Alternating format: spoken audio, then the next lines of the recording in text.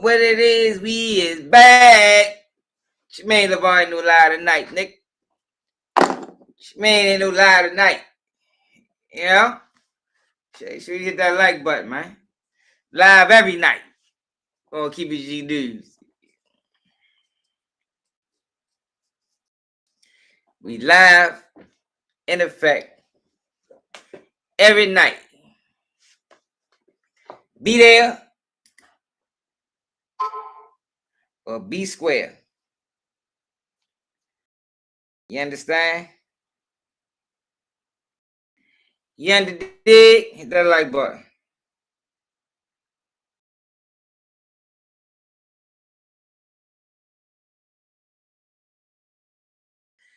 Hit that like button. Hit the like button.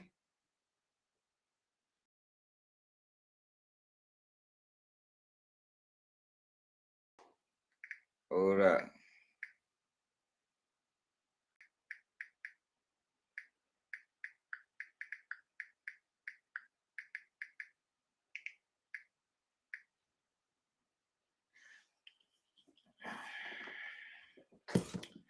Oh, man. Got a few topics, a lot to discuss, a little bit of time. Shalada, what's up, baby? My man, paper route. Fuck it is, man. What it is. My man LeVar came in early, say no lie tonight. Yeah, we live, man. Hit that like button, man. And we dropping links.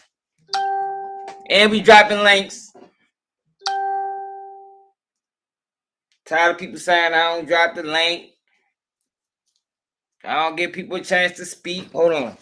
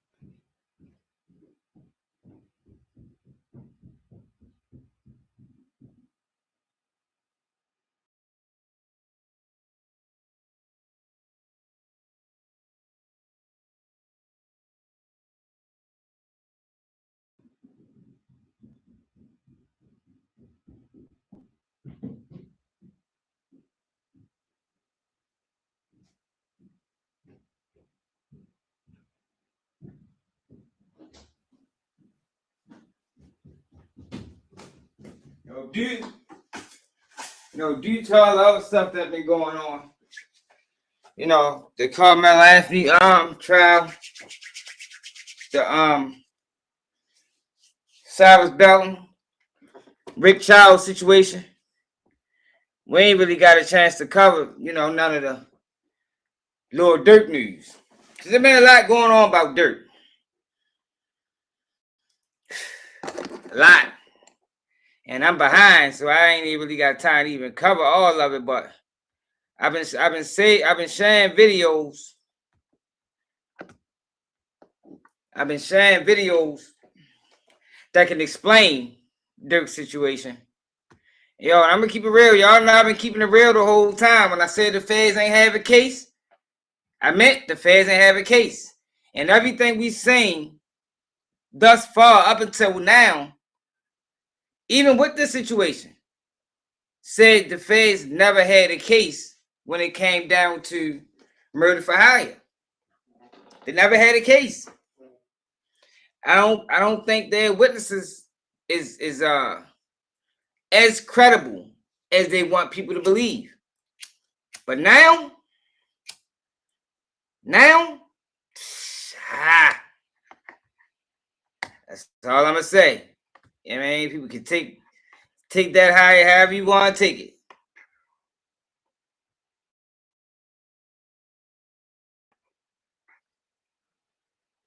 it. Damn, Floyd. Oh, they coming after Floyd.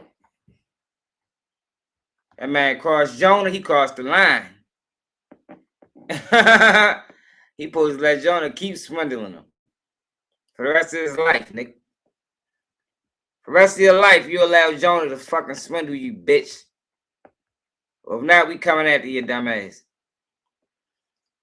All right, so I gotta go back a while. Gotta go back. It's a few females I seen covering this Durk shit. And I haven't really watched them. I just seen it. Y'all know how I do. I like watching everything in real time with y'all, so my perspective be real. It don't be a coerced or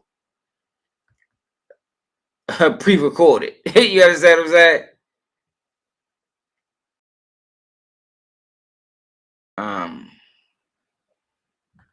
So we gotta go back.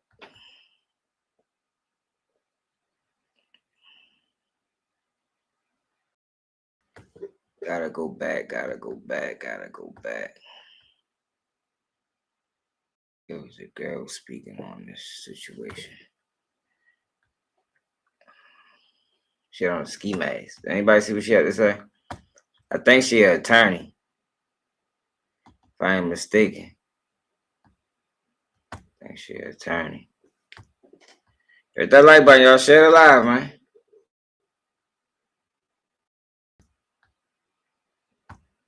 Yeah, but y'all know I got to keep that thing real. Rest in peace to Bucky B. You know what I mean? Gotta keep that thing real. I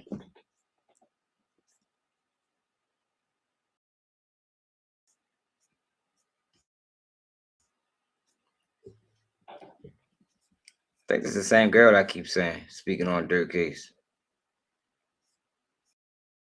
It's been a lot we missed.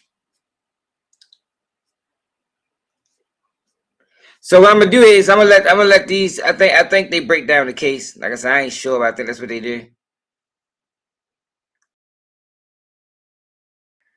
And here she go. I'm gonna let them break it down. And so, due to recent events, which is they didn't turn the murder for hire case into a fucking federal RICO, which is you got 2000. What it is? Yeah. So they didn't turn this shit to a fucking RICO. So now you got Diddy and I think Brown Eyes. They want the case severed. And after I read this paperwork, I'm explaining to y'all why what the feds did was a power move. A dirty power move. It was a dirty move, y'all. And it's disgusting that they're allowed to just do that shit. Like, yo, they gotta put some type of fucking rules and guidelines on these niggas. Like everybody else in the world got guidelines and rules that you can't cross or as consequences. But it's like with the federal government, there's no rules. There's no barrier they can't break. They make the rules and break the rules and adjust the rules as they going along. And they get away with it. The day after his friend was killed, Durk texted someone. Letting shit slide. I'm dying is turning me into an animal. The government is calling that a murder conspiracy, while millions of people heard grief. Page 4 of that same indictment.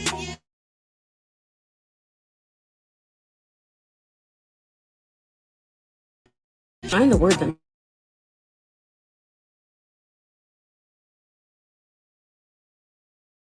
themselves on a man who had just lost someone. No explanation, no context, no bridge between their definition and his grief. They defined the word, they assumed the application. And those last 5 words, turning me into an animal. Wayne.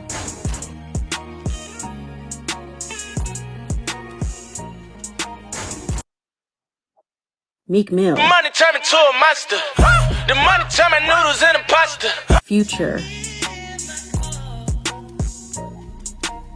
In the paperwork, when the same day King Von was murdered, Durk allegedly texted text somebody and said that this situation turned me into a monster.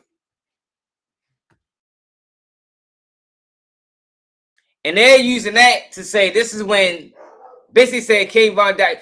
But his exact words was, I'm not letting this shit slide. And since King Von death, it turned me into a monster.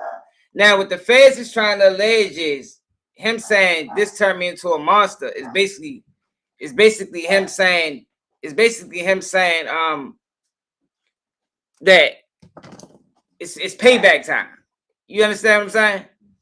Now, but she's trying to the picture she's trying to paint is it could have been something pertaining to music. You know, it turned me into a monster. You know, Future, DMX, Lil Wayne. You know, take that however you want to take it. You know, me personally, what I think Durk meant, I think musically he meant, yeah, this turned me into a monster musically, because it did. You know, King Von death did turn his music up. You know, maybe his defense lawyer probably can show his numbers. You know, post, you know, before Von death, now after Von death. Now, I ain't letting this slide. It's tough. It's gonna be tough to get around. That's gonna be tough to get around. But if that is indeed true, and with the feds is alleging he did say, that will kill, that effectively kills the narrative that the feds also presented in court, was that slide for Von and pressure from the fans is what led him to, you know, being involved in this thing. You understand? Because both of those can't be true. And it looks like that's what the federal government has been doing all along. They just throwing shit to the wall, trying to make it stick. Because on one end, you're saying it was pressured by the people. But then you're supposed to have this text that was out the same day. Slide for Von didn't start the same day King Von got killed. Where Durk said, I'm not letting this slide. So which one is it? And that goes into what one of the lawyers was saying early on. Like, yo, the feds, y'all are creating a situation where the feds is just able to make up a case as it go along. And it's like, how can we prepare for that?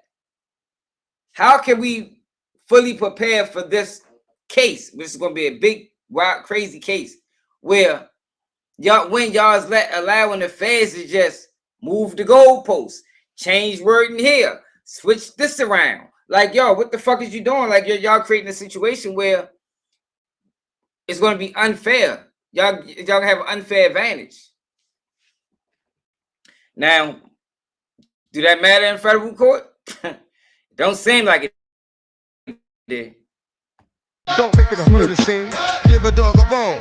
Leave a dog alone.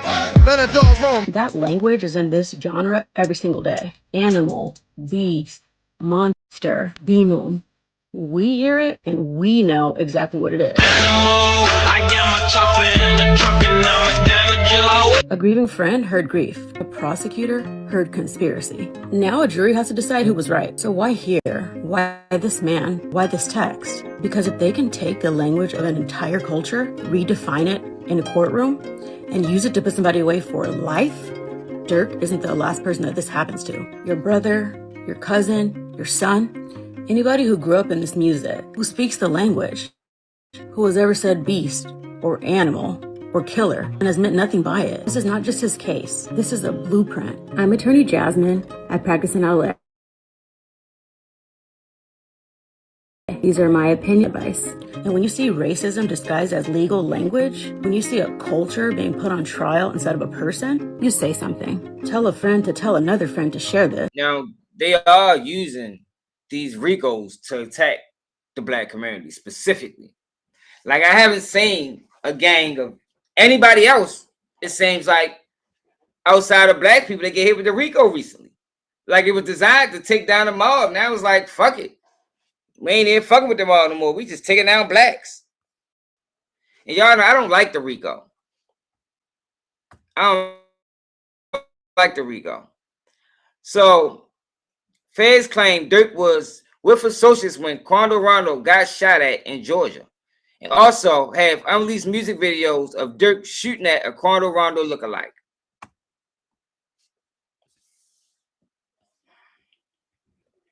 So on Overt Act 3, it said on or before January 21st. Hold on, I can't even see the fucking chat. JB, what it do? What's up, Scotty?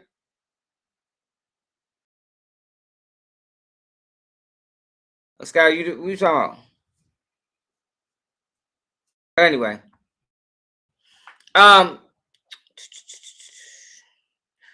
Defendant Banks filmed and starred in an unreleased clip of a music video titled Red Man, in which Defendant Banks is depicted chasing and shooting an actor who looks substantially similar to TB. In the video, as depicted in the below screenshots, Defendant Banks first. If the judge allow that in court, that's crazy. Like, come on, Judge. Come on, Judge. An unreleased video, a Red Man. Oh my God. Anyway, Defendant Banks first viewed multiple online posts related to DB's death. After Defendant Banks, who is wearing a mask, fires multiple gunshots directly at the TB lookalike and executes the victim at short range. The video reveals that Defendant Banks is both the shooter and the getaway driver who flees the crime scene. So here goes some clips or video of the alleged video. I'm glad they ain't put that out. Fuck you, loud affairs. Get a hold of that shit. I don't know, bro. I don't know. I'm gonna tell you what I ain't as I'm gonna say this, Chapo. I ain't as confident as I was. I ain't as confident. I was very confident in the beginning, but since they turned this into a RICO, I ain't as confident. Because I know how the RICOs is. They don't need no proof. All they need is shit like this. They don't really need no direct evidence outside of guilty pleas and arrests where cases probably got dropped. That's all they need. That's all they need. Nothing really substantial. And to prove that all these guys hang together. That's it. It's dirty, yo. It's a dirty charge.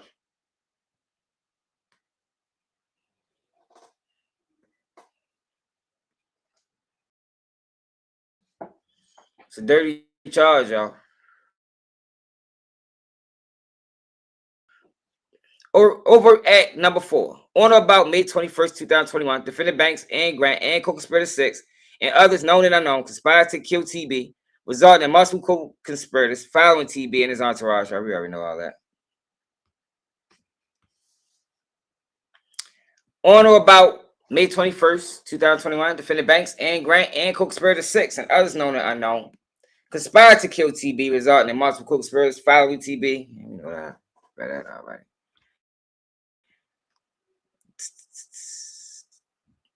All right, so here you go with the lawyer was just talking about. On November 7th, 2020, the day after an associate of TB shot and killed Davon Bennett, Defendant Banks texted co-conspirator 3, "I can't let this slide. I ain't letting shit slide. King Von Dyne turned me into a different animal." Over Act 2, following the killing of DB on November 6th, Defendant Banks used coded language, told co-conspirators, including Defendant Wilson and co-conspirator 2, 4, and 5, that he would pay a bounty or monetary reward to anyone who took part in the killing of TB. Now, we still don't know what coded language means. Like, I don't know what that means. Is this coded language? Can't let this slide. Ain't letting shit slide. This shit could be a fucking rap. That's what man. That's a fucking rap lyric. know, sometimes he send his homeboys verses, so he don't forget it. You know, cause you know with hip hop and verses, you gotta, you know, when it comes to your mind, you gotta put it on paper.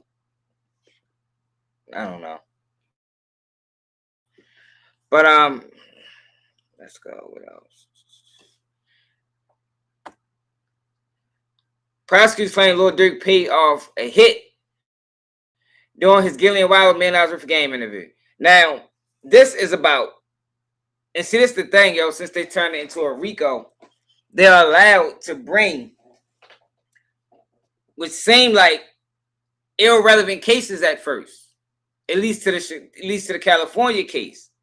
But now, since it's a RICO, everything is relevant. Everything is relevant. If his name was involved in something, it's relevant. If he was charged with it, it's relevant. If he was investigated for it, it's relevant. That's why I say the feds paid. That's fucked up. They was able to do that, y'all. Like, for real. Like, how you indict somebody and then just change the whole indictment? Just change the whole indictment overnight. 2 months before trial. Shit crazy.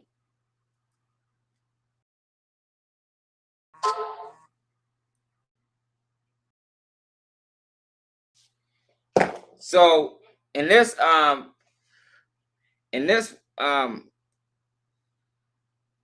piece of paper, oh shit, piece of paperwork, it's talking about the death of D thing and the arrest of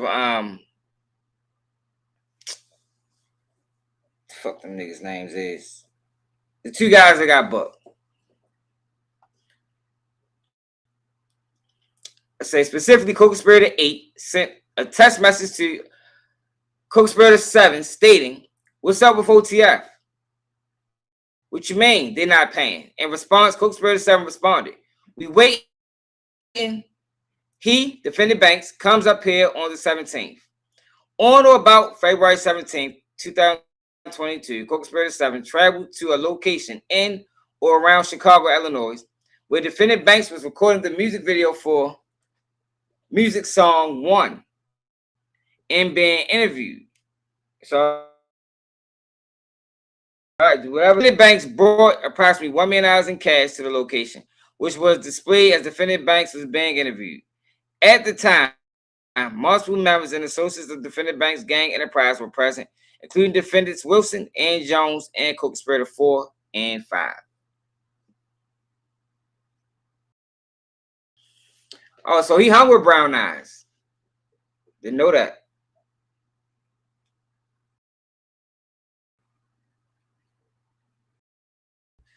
So they saying Durk paid for the hit of D thing at the Man Hours Work for Game interview. Now,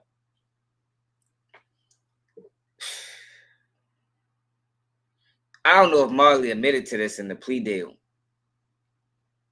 AJ and Marley. It's Co-Conspirator 7 and 8. I don't know which one is which.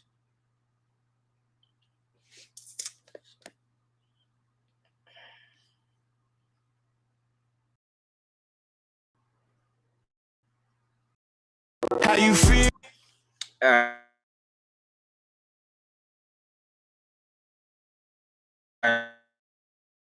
Let's go with some of these lawyers to talk.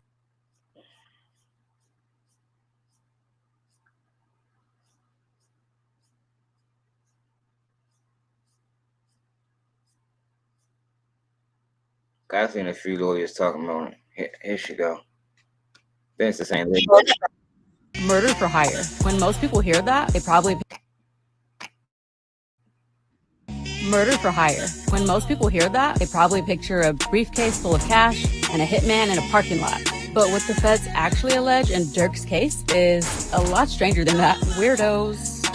So let me break it down. Murder for hire has one ingredient that makes it kind of different from regular murder: payment. The law requires that the killing happen in exchange for something of value, money, or something worth money. So the obvious question is, what is the payment that the government points to here? Here are their own words. The indictment says the payment was, quote, money and downstream economic benefits, including lucrative music opportunities and placement in Durk's music videos. What the fuck? So anyway, in plain English, the government is arguing that being put in a music video is a form of payment for murder. Think about what that means. If you're a famous artist and someone who you know commits a crime and that person shows up in one of your music videos, the government can call that paycheck for a crime. Picture it like this. Imagine a coach lets a kid play in the big game, and later that kid does something terrible off the field. And then a prosecutor says the playing time was the reward, so the coach ordered it. In my opinion, that's the logic here. I'm attorney Jasmine, and I practice in LA. Opinion. I have to go to her page. She must talk about Durk a lot over here. Tiny Jasmine.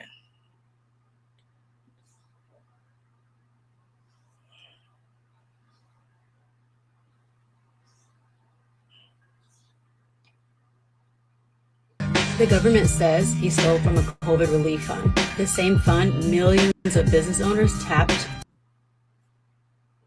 Alright, so we got that one. The government doesn't have to prove this charge the way you think. They don't even have to prove the plan fully worked. They have to prove one thing: an agreement. Let me explain conspiracy to commit stalking. It's one of Durk's charges. I don't think it's what your brain pictures.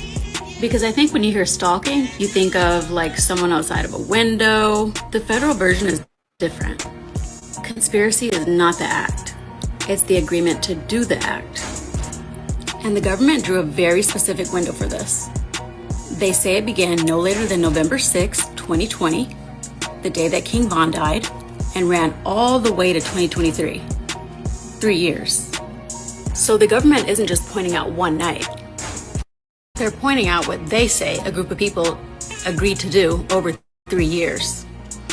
And the proof of that agreement is built out of words, texts, messages, things people allegedly said to each other.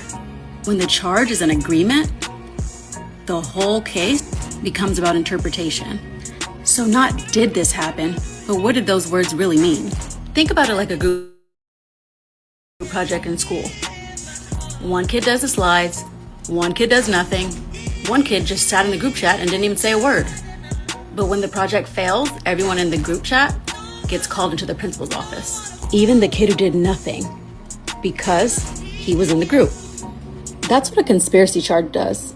It pulls everyone allegedly in the dirty charge. Y'all, man, I've been told y'all, RICO is nothing but it's a fancy word for conspiracy. And ask them to answer for everything. In Durk's case, the government charges 4 people with this count and says others known and unknown were in it too. And here's what should sit with you. These agreement charges, these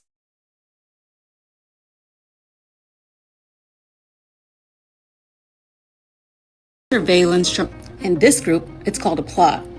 Is the difference who's being looked at? I'm attorney Jasmine, and I practice in LA.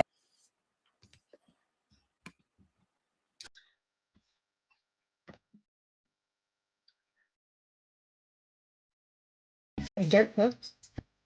That's probably the most common question on my timeline. But here's what no one's saying. The government gets to decide what words mean when they write the indictment, but Brian still gets to stand up in front of that jury and tell them something different. Brian Still is one of Durk's attorneys. He's also the attorney who stood in front of a half-black jury and said with a complete straight face, in the biggest, longest racketeering case in Georgia history probably, and argued that Thug, the name that the government said proved gang membership of Young Thug, the rapper, stood for truly humble under God. And help his family, himself, and his many others out of this endless cycle of hopelessness. He would be truly humble under God. That's what Thug means. And well, Young Thug came home. Now Still will be in a federal courtroom in Los Angeles, where the government is likely to tell a jury that slide means violence. That agreed text sent the morning after King Von was killed is overt act number 1 in a murder conspiracy. And then Brian Still can simply stand up and give that jury a human one. Watch what he can do with one word. The government will say slide means shooting, but Still can stand there and say it means showing love in difficult environments. Or maybe it means staying loyal in dire emergencies. Or maybe for a man who just lost his closest friend, it means surviving loss and deep emptiness. And then maybe he can tell the jury the real point. The word has no single meaning. The government just picked one that helped them. And picking a meaning is not the same as proving one. Now, this is in Georgia, and like I said, Young Thug's jury was half black. This is federal and in LA. In my opinion, Durk's jury is not going to look like the communities this music comes from. Not even half. But in addition to prosecutors who put lipstick on a pig and are going to present witnesses who are not credible, never underestimate an attractive attorney who's well-spoken, who's well-educated. All right, let's see what else she said. The most serious charge in this case has a minimum penalty of life, not a maximum, a minimum. The only thing the law allows above it is death. And most people probably have no idea what the government has to prove to get there. Count 1 is murder and aid of racketeering. Some attorneys refer to it as vicar. And well, the name kind of tells you the whole game. The government is not just alleging murder. They're alleging a murder committed to keep or gain standing within a criminal enterprise. And that second part is the part everybody skips. Here's what it means. To win this count, the government has to prove 3 separate things. That their enterprise existed, that it affected business across state lines, and that the killing was done to climb or hold rank inside of it. So not just that someone died, but that someone died as a promotion. Think about it like this. Imagine your job blamed you for something your coworker did. And to convict you, they must first prove that your whole workplace is a criminal enterprise. Prove the structure.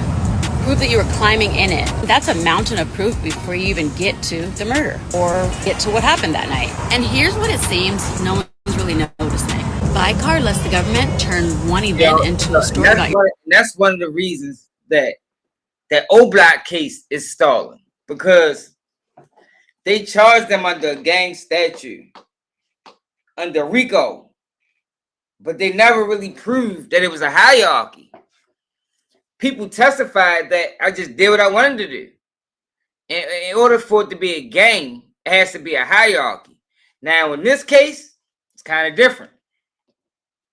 When you got guys like Mimo saying that Durk pledges full loyalty and, you know, all that dumbass shit he was saying. Your whole life. Suddenly, the trial is not about one night. It's about your friends, it's about your associations, it's about who you grew up with, who you made music with.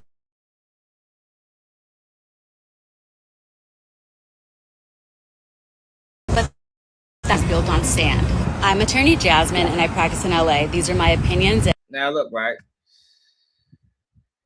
Yo, this is not going to be easy. By them turning this case into a fucking RICO, yo, it changes everything. Changes everything. Because you heard what she said. Like, they don't really need to prove much. They don't really need to prove much. I mean, they got, you know, they got hurdles that they got to climb and points that they got to reach. But it's not as hard as charging all these guys and their guilt is determined individually. Now, in a RICO, their guilt is determined as a whole. You understand what I'm saying? It's a total different type of situation, man. Totally different. And that's how they're gonna carry this case. Now I got some paperwork to read.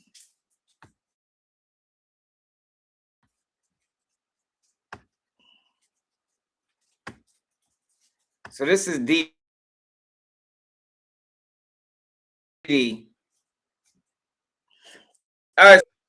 got D and Brown Eyes trying to get a severance. Now, at first, when they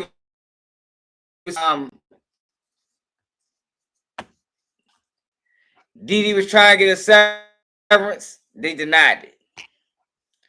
So now they bringing in more counts, and Diddy's trying to get a severance again. Why the fuck this shit keep doing that? Him and Brown Eyes. And this is the government response to that.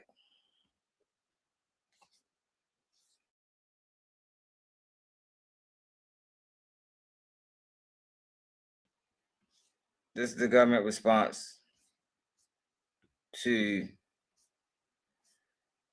the motion for severance for Diddy and Brown Eyes. So, introduction.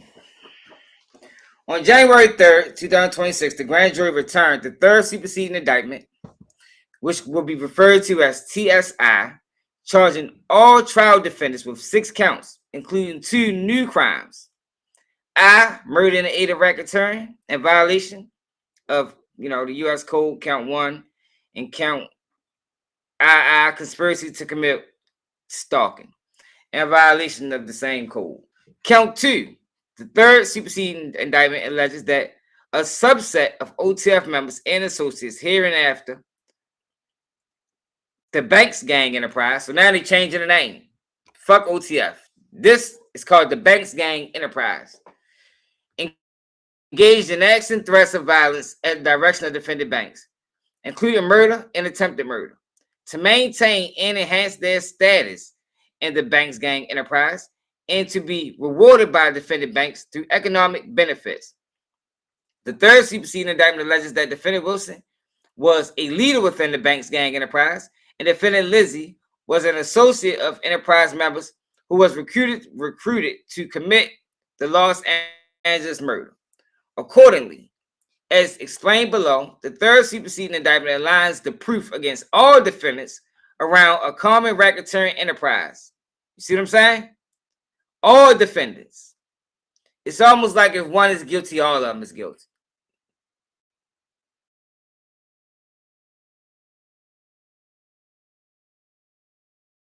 And evidence, including acts of violence and inculpatory admissions.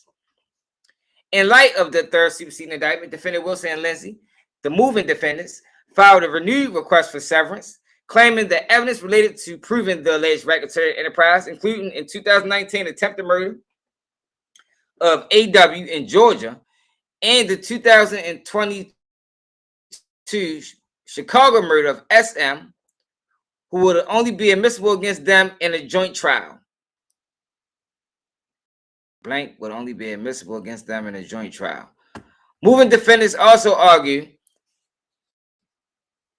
that should the evidence be admitted against them, it poses a risk. The jury will judge the moving defendants by violence the indictment assigns to others. Both arguments fail under well-established law. First, and probably most importantly, the disputed evidence is clearly admissible against all defendants because it is necessary to prove the elements of Vicar murder. You see what I'm saying? You see the dirty shit they just did? This motion for severance is going to get denied. Just based off of them changing the indictment. Because now it's not about what you did specifically. It's about what y'all did as a gang. So if you're a part of this gang and he committed a crime, then you're going to fall under this motherfucker statute. Including the existence and operation of the alleged Banks Gang Enterprise. Elements of Vicar murder include 1, that the criminal organization exists. 2, the organization is a racketeering enterprise. And 3, defendants acted for the purpose of promoting and fuck I just lost. What was that? Their position in the racketeering enterprise. Because all defendants are charged with Vicar murder, the racketeering evidence is admissible against each of them at trial. Second, the moving indictment, the moving defendants. Third, that racketeering evidence is only admissible against them if they participated in the specific act of enterprise criminality is also without merit. You see what I'm saying? It ain't about what you did. It's about what y'all did now. It's going to be hard for Durk to beat this case, y'all. This count right here, it's going to be hard for him to beat this count. That's just me keeping it all real with y'all. That's me keeping it all the way real with y'all. It is common in RICO and Vicar cases for enterprise evidence not to include all defendants. There is no requirement, as urged by defendants, that all co-conspirators be involved in each of the underlying acts of racketeering. All that is necessary is that the acts are connected to the affairs of the enterprise. You see what I'm saying? And to the extent racketeering evidence raises prejudice concerns, courts routinely address the issue by instructing the jury, noting courts have other means at their disposal to address undue prejudice associated with the presentation of past racketeering acts, including limiting instructions. As this court previously found, severance is unwanted in this murder case because the vast majority of evidence would be admissible against each defendant in separate trials. The filing of the third superseding indictment reinforces that conclusion. The moving defendant's renewed request of severance should be denied.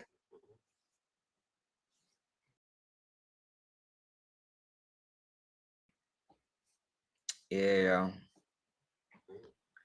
Durk in trouble, man.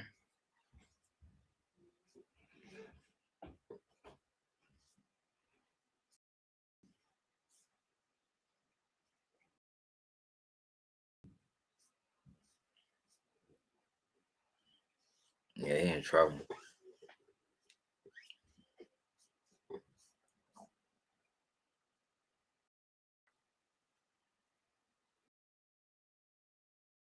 The third indictment further alleges that defendant Banks, the leader of Banks Gang Enterprise, communicated with Enterprise members via a group text message, memo, including defendant Wilson, about an Enterprise member, a shooter, in the 2022 Los Angeles murder of SR, that the Enterprise suspected of snitching. So they already knew somebody was telling. They ain't give the date. He put that shit in the group message. What the fuck? I don't think that should have went in the group message. That shit I probably should have went to people individually.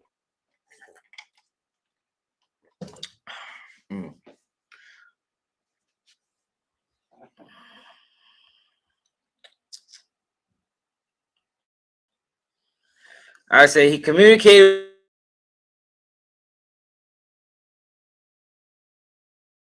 with an Enterprise member, in parentheses, a shooter in the 2022 Los Angeles murder of SR, that the Enterprise suspected of snitching. Specifically, in August 2023, defendant Banks messaged defendant Wilson and other co-conspirators saying the Enterprise member and suspected government informant was just ready to snitch, clear as day.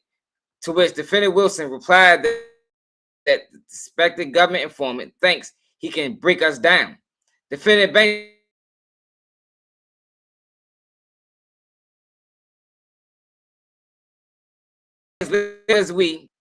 as proof of the racketeering enterprise, the third superseding indictment further alleges specific predicate acts of enterprise violence. Specifically, it alleges that defendant Banks, Wilson, Lindsay, and Houston, and others, including various members and associates of the gang and the Banks Gang enterprise, engaged in acts of violence and furtherance of the enterprise, including but not limited to the murder of A.W. in Atlanta, the attempted murder of A.W. in Atlanta.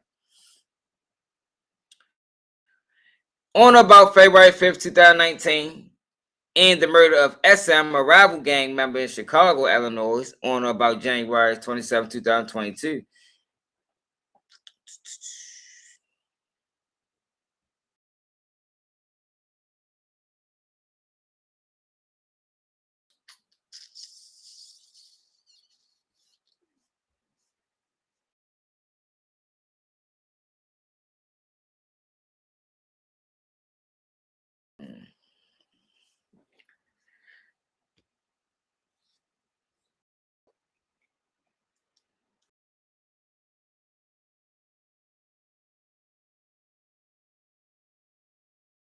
So this was the argument. The renewed motion is based on the faulty premise that the disputed evidence, core enterprise evidence related to the 2019 attempted murder of A.W. and the 2022 murder of SM, would be admissible against them all in joint trials. Not so. As set forth above, each defendant is charged with vicar murder and conspiracy counts that expressively incorporate the bank's gang enterprise allegations. To prove vicar murder against each defendant, the government must establish multiple elements, including that the alleged enterprise existed, the enterprise is a racketeering enterprise, and that the defendants committed the murder to promote their position in the enterprise or as consideration for the receipt of. Yo, whoever's telling, and I think it's fucking jam. Y'all remember what he said? When he said that no, we wasn't paid to do it, but I felt like we had to do it. I felt like that if we didn't participate in this, then he wasn't gonna put me on as far as musically. That's what opened the door for this, man. That opened the door for this.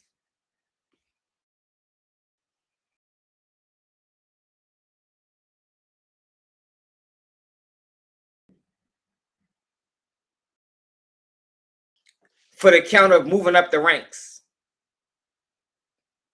So it ain't really, it's not about money no more. It's about status, opportunity.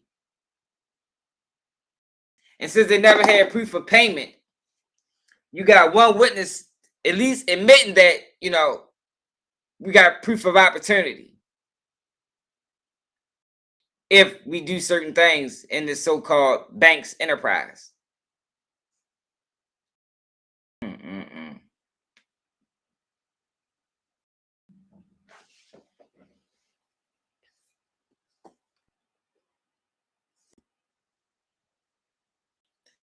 To prove vicar murder against each defendant, the government must establish multiple elements. We already read that. And that the defendants committed the murder to promote their position in the enterprise or as consideration for receipt of, or as consideration for a promise or agreement to pay anything of peculiar value from the enterprise. As a result, whether the moving defendants are tried with their enterprise counterparts or individually, the enterprise evidence they claim is unduly prejudicial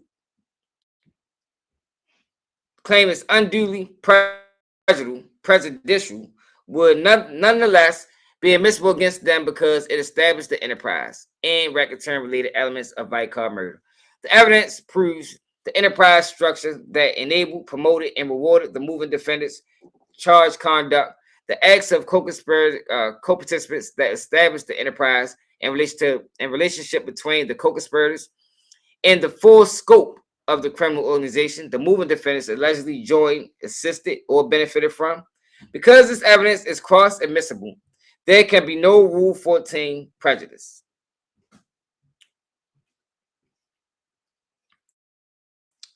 Indeed, counts routinely deny severance in cases involving much more significant evidentiary issues, charging complexity, and purported prejudice.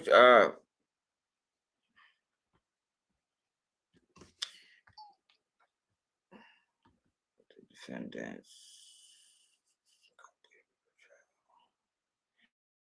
All right, so let's move on to this other shit.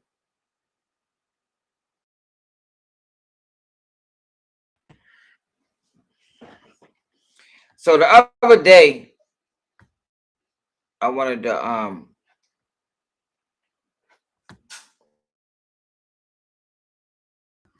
we was talking about Jeff Metcalf. But I told y'all that Rainwater did an interview with Alexander. What the fuck that dude name is? Alexander, Dominic Alexander.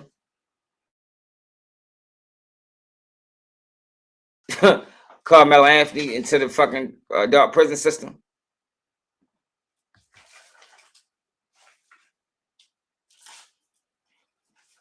So this was a collaborative effort to send that boy to prison, man. Charles White participated. I think damn near all the black people around him participated. Do y'all participate in throwing this boy, man?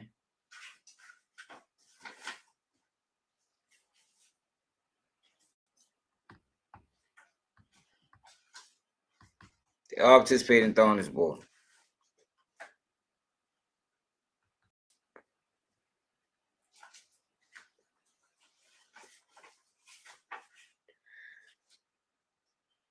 The fuck is that shit at?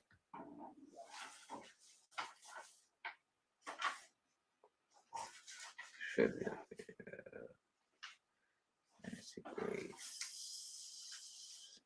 There you go. Not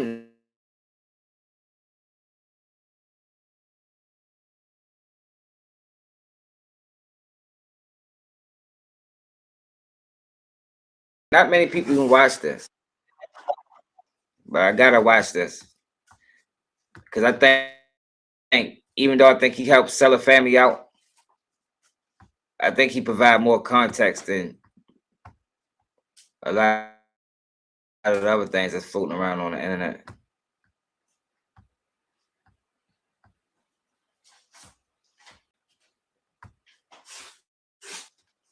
Rainwater probably thought he was gonna go viral. We doing the work we can. Like, and I sit there and watch everybody.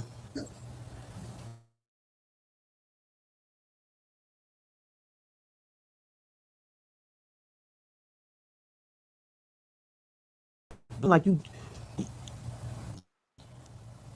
if people didn't know the Mo 3 event downtown, the balloon release, you set it Y'all up. gotta keep in mind too, man. This is a hustle. Activism is a hustle. When it turned into a hustle, maybe it always was a hustle. But similar to Charleston White, and I'm not saying that's who he is, but he could be, where you do this work. But like I told y'all before, and I'm starting to see people copy what I say and not give credit. And it's cool. I'm sure everybody see it. But intent matters. Ball out what it is. What's up, Al? Memo locked up too? I ain't surprised. They probably trying to get him to testify against Durk. Put some pressure on him. What Memo locked up for?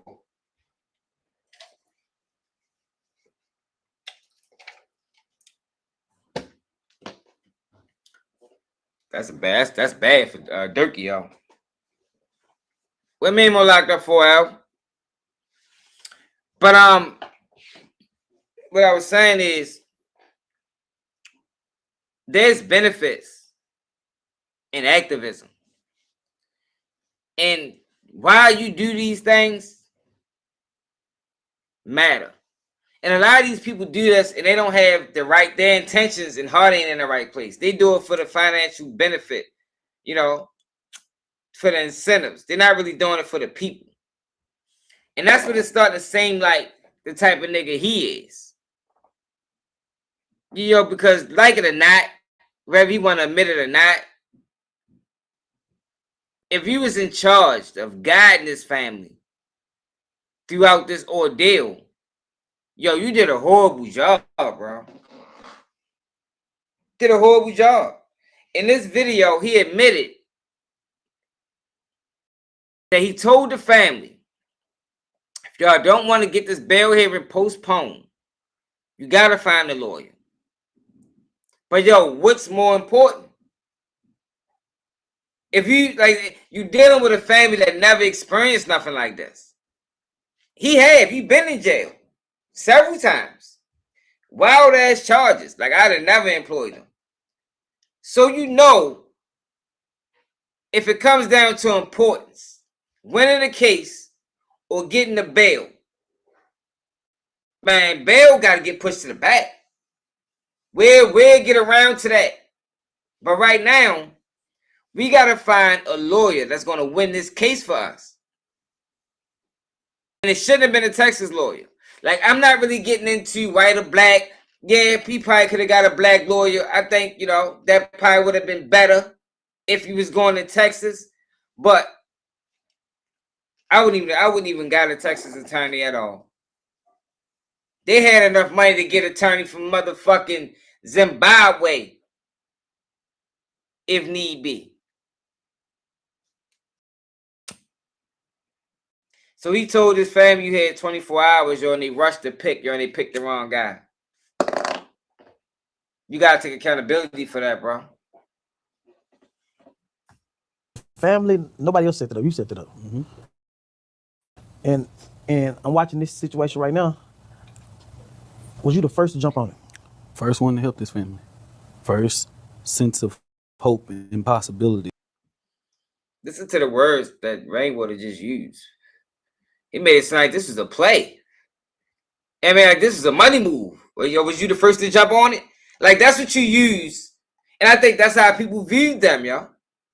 Yo, people preyed on this family. They looked at him like fucking, like they was motherfucking gazelle, and these and like like they was gazelle in the fucking jungle filled with hyenas and lions and tigers, and you understand what I'm saying?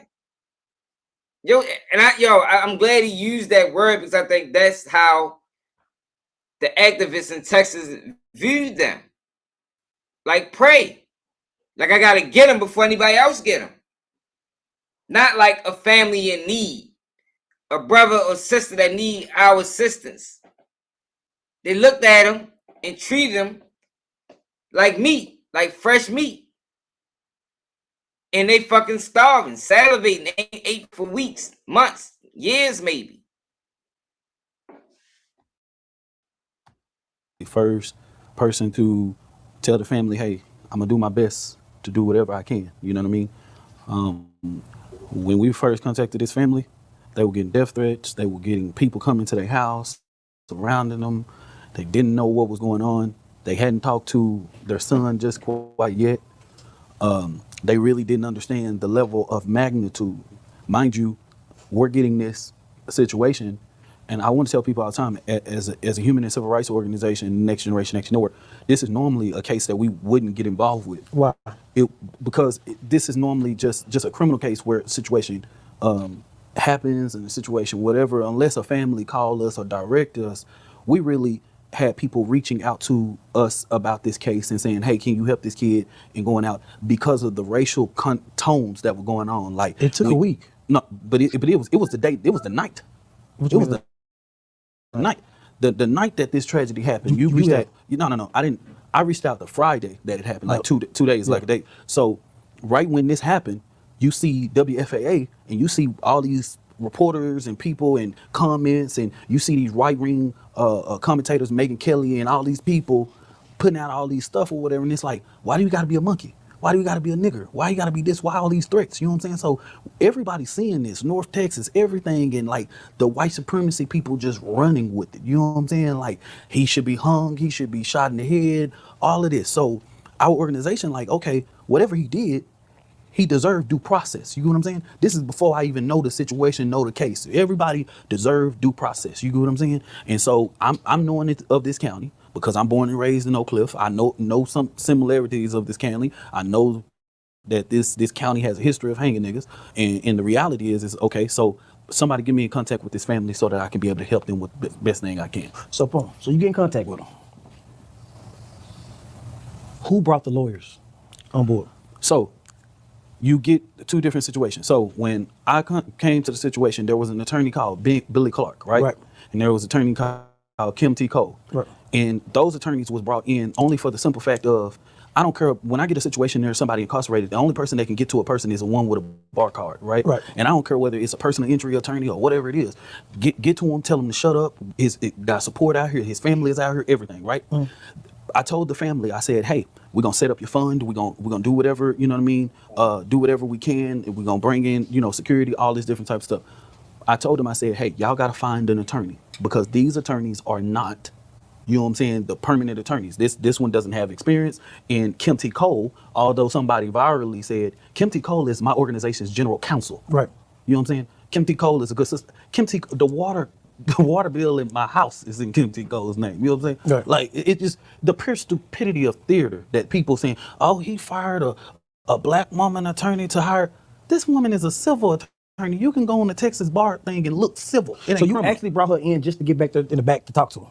Just to talk to him. That's it. That was the whole purpose. That was to get him to shut up, because we had just, when we were sitting with the family, we had got a pastor of one community church. This is the church that they were going to right now. Yeah. The senior pastor never reached out to him.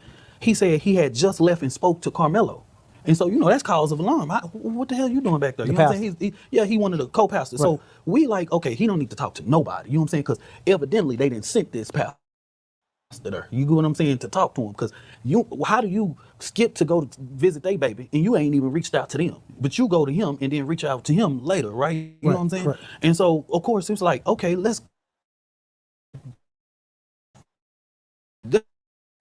is I leave that situation and I reach out automatically to Frisco Police Department and say, hey, they getting threats, all this different types of stuff or whatever, they with them. Now, Rain, I told these people I'll come to Frisco. They came all the way to Dallas to my office to meet with me. Right. Lied to me and said they had a meeting at DPD. Now, they ain't had no damn meeting at DPD. They said, don't let this nigga come to my city. You know what I'm saying? And so they came. And so the mother and the dad reached out to me and said, hey, why aren't you in these meetings? I said, what meetings are you talking about? And there was a PR person named Casey Fox that was on this case. And she sent out a press release that Billy Clark and Kim T. Cole was the attorneys. Right. Everybody was like, what the hell, blah, blah, blah.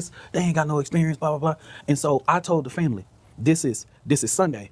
They got a bond hearing Tuesday. Whoever you want to meet with, like, you got to find an attorney today, because if you don't want to reschedule this bond hearing, you got to. Look. First mistake. Yo, you are the head of this ordeal. You are the head of this ordeal. Yo, they are following your lead. You did it wrong, bro. You don't give them an option. Look, I know y'all want y'all son home.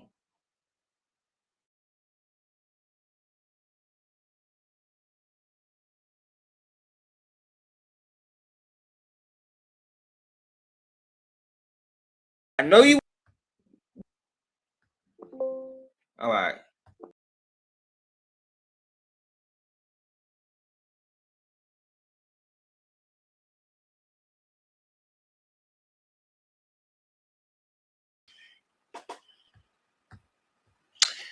What's more important right now?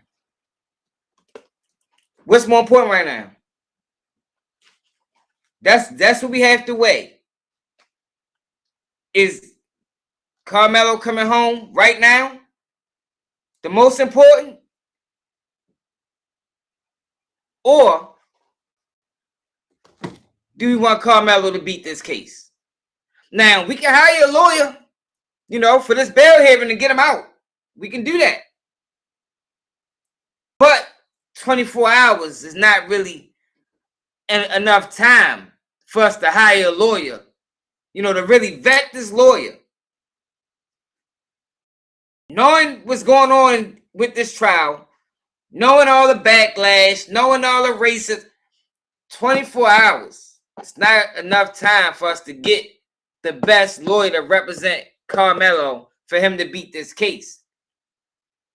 Because if you leave it up to them, of course, they're going to fuck that. We got to get a lawyer fast. I want my baby home. That's what most people are going to say in that situation. But as the lawyer, you're there to advise. No matter what kind of lawyer you was. You're there to advise these people. And take accountability, yo. You gave bad advice. Gave him bad advice. And this is a person that you've been arrested before, bro. You've been in trouble before. You know what the end game's supposed to be. You know how you secure the real win. The real win is done at the end. So if Karmelo got to sit in here, because you could have he would only got to sit another 30 days. You could have got him back in front of the judge within another 30 days. Maybe 60 at the most. So we're going to postpone this, put it in another motion. We'll get him back in court. But now we got the lawyer we want. He dropped the ball, man. Early on. Early on, he dropped the ball.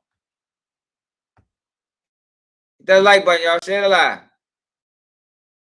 Y'all ain't gonna get this nowhere else. Y'all know how watch my video, then, you know, copy. You know, it's a lot of that shit going on. So, I had to meet with another attorney, a black attorney. The first attorney I had to meet with was black. Rain asked me what the price that black attorney was. charge? $500,000. $500,000. They See, y'all, I don't see y'all when people do that. I can't believe, yo, say his name. Say his name. And Rainwater was, I don't even know, like I said, I haven't watched it, so I could be speaking prematurely. But Rainwater's supposed to ask him, what's his name? Throw him out there. Because if this is a black attorney and he see this family in need, he paying attention to, he need to be exposed for trying to charge 500 fucking thousand. Unless he just a cone ass nigga that ain't want to do the case anyway, so he priced himself out. But even if he did that, that need to be exposed too. Yo, us as a community need to put so much pressure on Mike Howard for throwing this boy that he would be effectively done practicing law in Texas. But ain't what we doing. We worried about the all-white jury. So we're going to leave Mike Howard out here alone to do it again, and again, and again. But this time, we ain't going to know about these cases because they're not going to be politicized. But the whole time, he just giving black men to the prison system. Probably getting some type of kickback.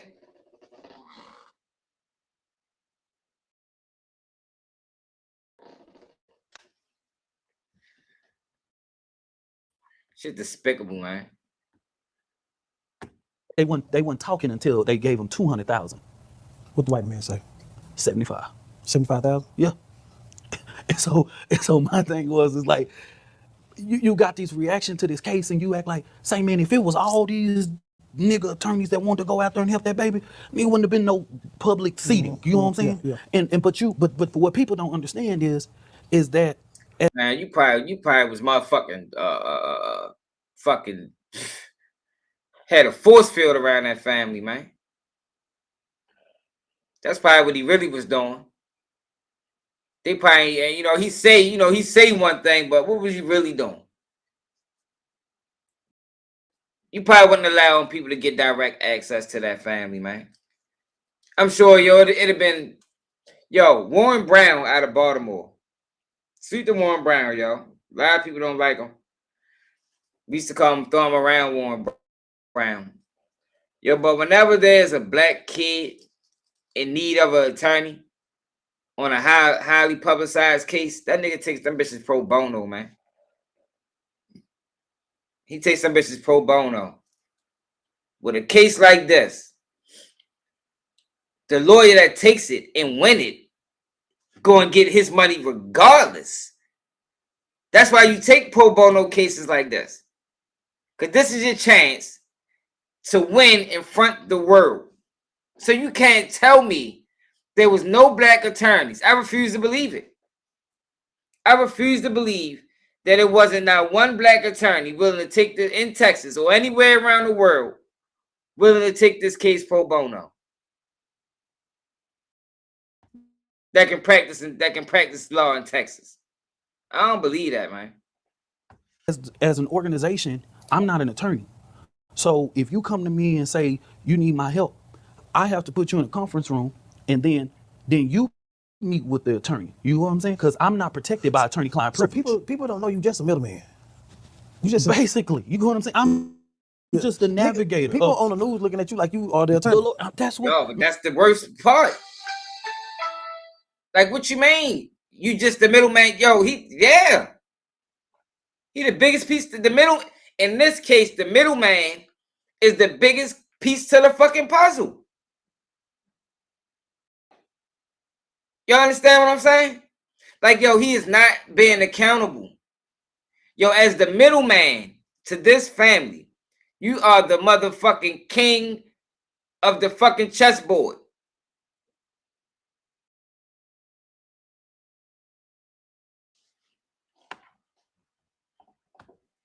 I'm the attorney. I'm the daddy. I'm the. But you everything. place yourself in there. You place yourself the face of this case. I placed myself to make sure that this family was protected. You get what I'm saying? But if people don't sit there and educate themselves, right? You know what I'm saying? You can go on any one of my social media sites and look at this and all this type of stuff or whatever, right? When that family go in there and meet with that attorney, they tell me what that attorney said. That attorney, I'm not protected by The 600,000 I keep hearing about. I don't have access to that. You said you helped them start it. When you get it started, that fund was started by KC Fox. When you get it started, you point it to a person. It was pointed to the mother. So the mother had access to it. Yes, the family got the funds and had access to it and paid for the attorney. Man, we was hearing you was buying all this shit with it. Man, listen, whatever people want to think, you know what I mean? That's why I can't keep up with the internet, the bloggers, or whatever. You mean to tell me you to have full control of this? No. Was a house bought? No, they was renting their house. The fancy, And they still renting their house. the fancy designers and all that. Whatever them, I was about to say, whatever that Anthony family had prior to, Yeah. the daddy was a finance manager. Right. So you sitting here talking about cars. When you work at a dealership, you can pull, you know people that work at a dealership, they can pull off any car in the lot. Mm-hmm. You know what I'm saying? So, but like The father was a finance manager, y'all. For the people that keep talking about, yo, how they get this house? No, man. Father, like I said, y'all. Well, the father was getting money. But I just think for them, this is a wake-up call. Because I don't think that family realized, because some black people get to a certain level of success and forget that, yo, shit rough out here. Racism exists. These people will put barriers in front of you. And some people will get that, for some black people, get that far detached away from the rest of the people that they start forgetting that you just like the rest of the people. And I think that's what happened with this family. And I think this is a wake-up call. Like, yo, no matter how far you get in this shit, you still the same as the motherfuckers you left, or the motherfuckers you see, or the people you see on TV. In their eyes,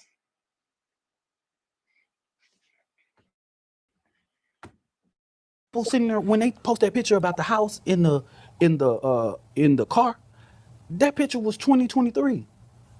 The house or whatever. Hell, when I came there, I was surprised that they lived in a gated community and stuff. Because the way that you saw it online, you would have thought they was living in Section 8 or something. Or This wasn't no poor black family. No, they were a decent family. The daddy had a good job. You know what I'm saying? And the wife, you know what I'm saying? Mother, Kayla is one of the most beautiful souls ever. You know what I'm saying? Real structured woman or whatever, take care of her kids. You know what I mean? Sweet, polite. You know what I'm saying? Every time Karmelo looked at me, he said, yes, sir, no, sir. You know what I'm saying? Every time, not one time or whatever that he ever looked at me and he did not say, no, sir, yes, sir. Every last child in that house. Well, so when you come in the first person to represent them, helping them, did they fire you after the trial? No. So you're not fired right now? You can't get fired to what you never was hired. Yeah. I'm the president of the Next Generation Action Network. That's a human and civil rights organization. Right. I report to 14 people on the board of directors and make good money in doing that. I founded this organization when I was 25 in 2014. I work for the organization. You know what I'm saying? Yeah. And the organization accepts to help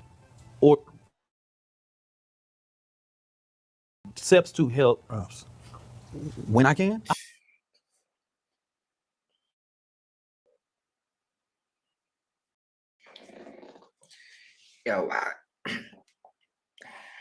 See, everybody want to chase clout. Sometimes, just stay out the conversation, my nigga. You feel me? Like, Rainwater shouldn't even be conducting this interview. Like, he need to be doing this interview with somebody that's more intellectual. Somebody that can really meet him at this level and have a real conversation and get some real answers. Because, what the fuck? Does that have to do with anything? Then you used a fucking stereotypical phrase that's not even real. What it is, bro? I do. We didn't see you out there with What's Z the wrong? Wizard. Guess what? You know why? Why? Because The West Dallas. But around that time when Z the Wizard was coming, you got to remember, due to violence. You know what I'm saying? In Michigan, if people look at my social media or whatever, you'll see me actually having to go in front of in Saginaw, Michigan, going for the judge and sentencing and all that type of stuff or whatever. When I first started doing activism was Black on Stop the Violence. It was after Delisa Kelly was beaten and strangled to death and found. I literally created a law in state of Texas called the Clear Alert for victims of imminent dangers between the ages of 18 to 64. You know, who did the response when Siobhan Randall was found in that house, in that vacant house, and with Michael Titus years ago, right there down the street from Holmes. You know what I mean? So the reality is the little 6-year-old got shot right there at the TMA and charged them up. You know what I'm saying? And literally brought all those Panthers down there doggone street. And so, like, bro, we've always been there. You know what I'm But do saying? you only assert yourself on high profile cases just for the look? No, because I'm gonna tell you about 80% of the work that I do, about probably 90, you never even know. You get what I'm saying? Who organized the kids to walk out of South Oak Cliff High School? Who led to a $62 million renovation? There was 600 kids. It's 1,600 kids.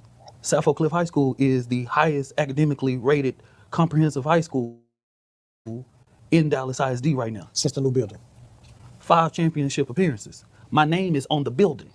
You know what I'm saying? Who built the John Lewis Social Justice Academy, rebuild in Lincoln? Who built in the downtown Dallas school with 5, the first time in Texas where an all African American instruction team is on that building. So if somebody want to sit here and say, man, ability.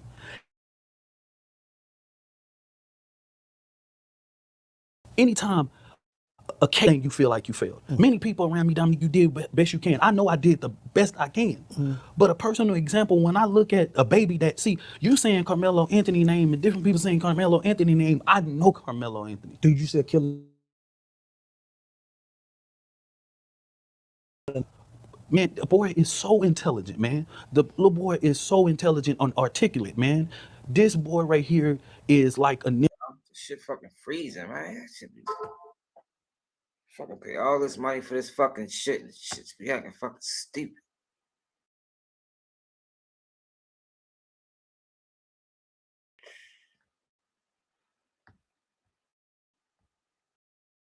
I ain't got nothing else open.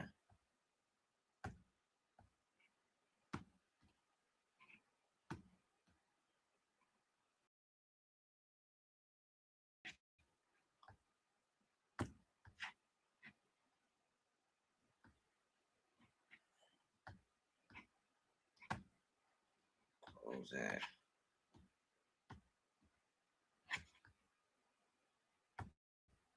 nephew to me. You know what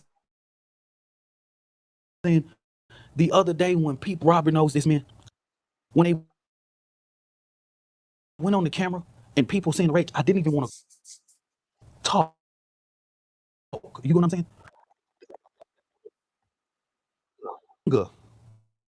That was on me.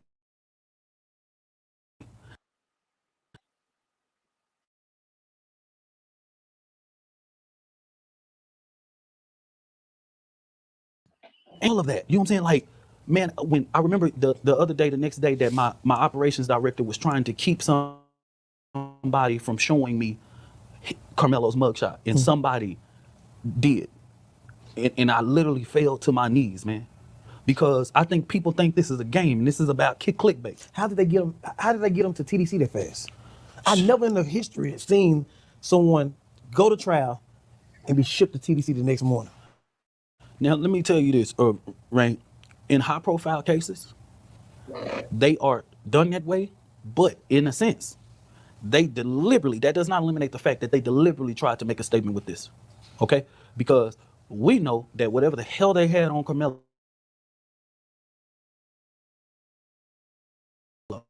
It's not. We got it's a whole Facebook group and Facebook page with niggas on live and all that type. We know they don't wear that down there. So what do he got on? You know what I'm saying? So we know that is a statement. We know that's a statement. But the reality is Water don't know, but he should have told him to elaborate. But that would expose his lack of knowledge when it comes down to the shit that he speak on.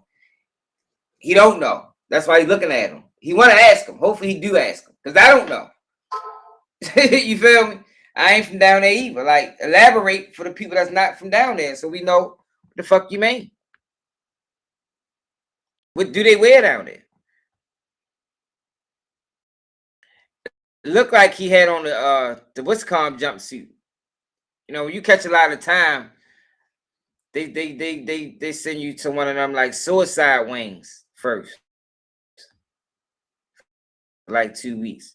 that people are coming at me about the legal process.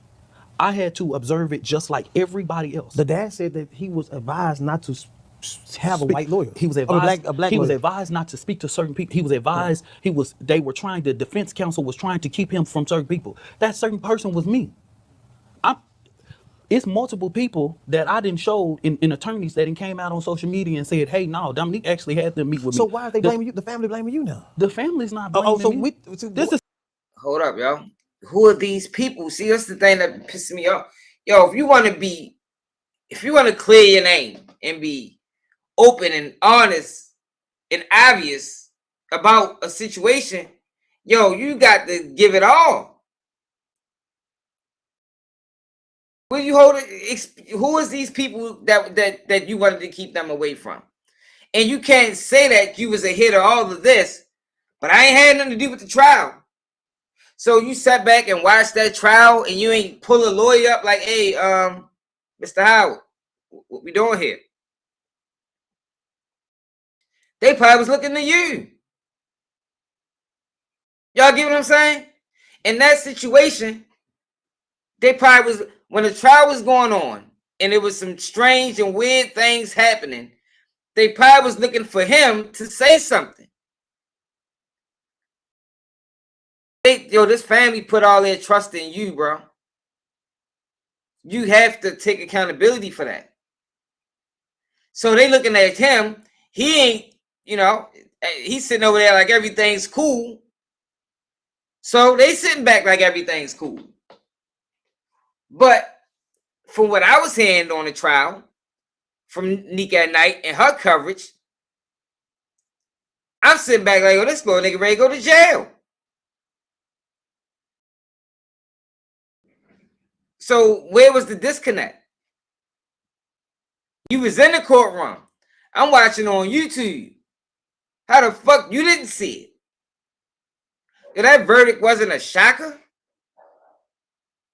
the time spent in deliberation wasn't a shocker, not to me. After I heard 21 kids get up that bitch and say he was the aggressor.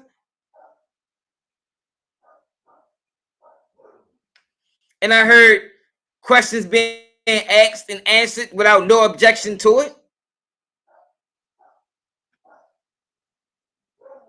somebody's interpretation of it. Yeah, the way he put them words together, we think everybody talking about you. He said the defense counsel. Yeah. But you got some people thinking I'm the defense counsel. Niggas don't know what you is. You know what I'm saying? Like, what's going like you said he said that he instructed to hire this attorney. He was told that it was probably good that you had white attorneys and all that type of stuff. And those are things that we were told. But these are things that we were dealing with, the cards that were dealt to us, man. Right. You know what I'm saying? Right. And it wasn't like, man, listen, I've been doing this for a long time. Every black attorney that I called or whatever it may be in the different ways, it's not like all of them responded saying, man, I want to go down there in Collin County.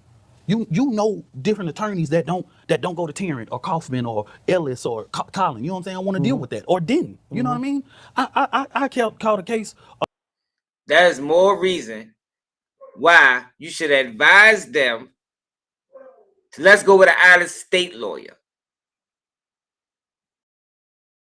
When you got Texas attorneys that don't want to go to Collin County for whatever reason,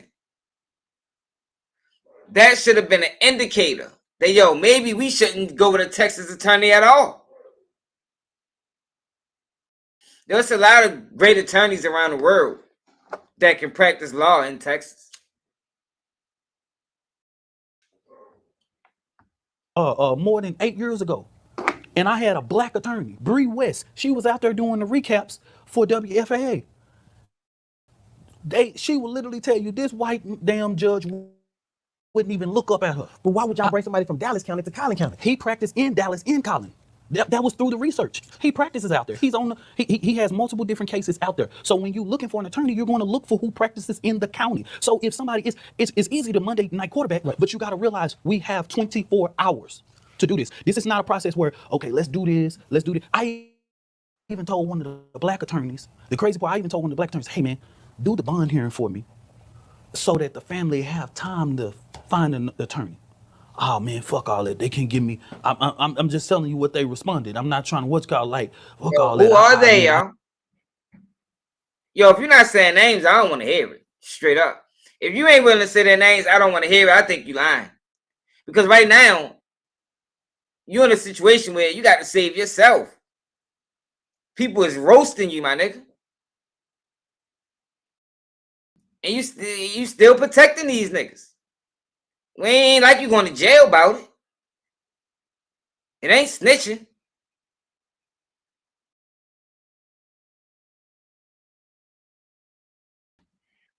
I can't go with guys. If they can't pay my retainer fee, then they what it is. You know what I'm saying? But at the same time, while he's protecting people, he's not taking accountability. Yo, somebody's at fault, yo. Somebody's at fault, bro. For this debacle of a trial. You feel me? Like, somebody got to take the fall.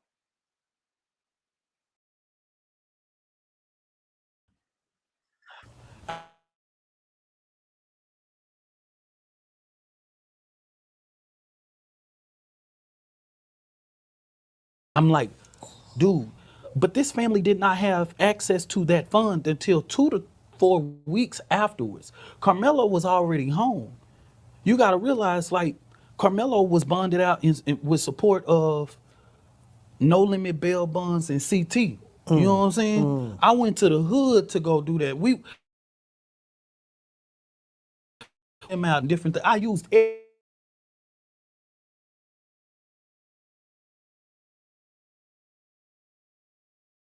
every and do online platforms and you raise money that you don't get that the next day. You know what I'm saying? That ain't like a Cash App account. You know what I'm saying? They have to, especially if you raise significant money, you gotta send ID, you gotta send bank stuff, you gotta send all types of stuff, and that go through a verification process. And then they email you and say release the funds. You know what I'm saying? And so it's like what I told somebody. I said, hey, if we had the time, all of those factors could be in consideration. You know what I'm saying? And even stuff that Y'all did have the time, bro. You did have the time. You put the cart before the horse. You put the cart before the horse. You was right about the bond. You was right about the bond, bro. I told y'all, my lawyer told me, y'all, when they came around with this deal, I told y'all they tried to give me the cop to 20 years. They told my lawyer, if I get them a statement, they'll make sure I get no more than 20 years. Now, I know what that means. That means I'm going to get 20 years. I'm like, man, I'm not doing that shit. You feel me? I was mad at my lawyer for even coming at me with the proposition, but that's his job. Because if it was to ever go crazy and I was to get found guilty at trial, and then it comes out that my lawyer was told that it was a plea on the table and I didn't take it, then that's grounds to get my case overturned. But when it came down to like the final plea after my cousin went rogue and copped out and saying he was going to testify on me and my other cousin, and now my family going back and forth because now he fucked everybody over, and it came down to me and my cousin, and I hired at my lawyer. Now I hired at my lawyer. I'm like, the only way I'm taking the deal is if my cousin can take the deal too. Because I'm not copping out and he ain't copping out. It's, one of my, people's already went crazy. So me and him going to fight or we all taking the plea. And my lawyer was like, look, The plea there was 10 years, all suspended by 5. And you broke it down to me real. Like, this is how you advise a person. Advise, not tell what to do, but advise. He say, man, look, Sean, if they was talking 20 years, I'd say fight it. If they was talking 15 years, he say, yo, I think about it, but I probably still say fight it. He said, yo, they talking about 5 years, man. 10 years total, 5 years jail time. I would take that. Said, all right, fuck it, we're gonna take it. You feel me? Like, that's what you was supposed to do with them. They writing about a bond, yo, but that ain't nothing compared to the greater issue. That ain't shit. We trying to get your home for good. So if you guys sit in there another 30 to 60 days,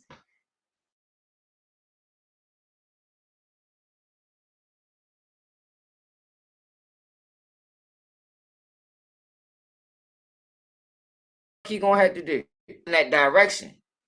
You didn't do that. You failed at that. It was like, hey, with the dad, like, man, hey, well, let's go with Mike Howard and let's Okay. find a second chair, a black attorney. We did that. But even after the process, what people are not understanding as an organization and civil rights organization, once we pass you on to the attorney, we are now no longer a part of the legal process. So when you meeting or they meeting with Karmelo or they having strategy or they having conversations, even if they came to me and said, hey, Dominique, we need $10,000 for a pathology, I got to give them money from the organization. But if I had questions about what this and how this going to be, blah, blah, blah, this, that, and the third, they're not at liberty to answer those questions. I'm not meeting with this man. You know what I'm saying? Whatever case he's putting up when he put up, I'm a spectator just like you coming there and whatever, blah, blah, blah. I'm only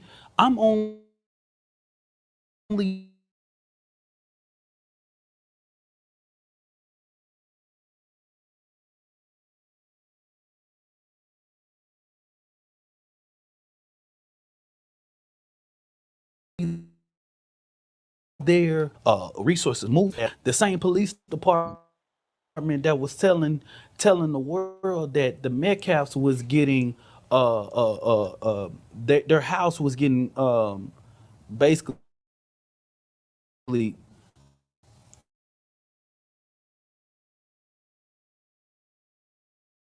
when they told them, oh, that's not a crime. No, you're supposed to report it. If I got a white boy walking around my house or whatever, I need you to document this, because if I have to shoot this, you know what I'm saying? And so it was clear. Because it was about race. It was clear. But the part is that we didn't bring race into the situation. We saw it. So that's why I go back to the same thing where I said this is normally a situation that I wouldn't have got involved in. It was the factors of race and how the white supremacy world in the media and all that world literally started to run around the case, and how some of these. Yo, so basically what he's saying is the case was too big for him. Should have backed out of it then.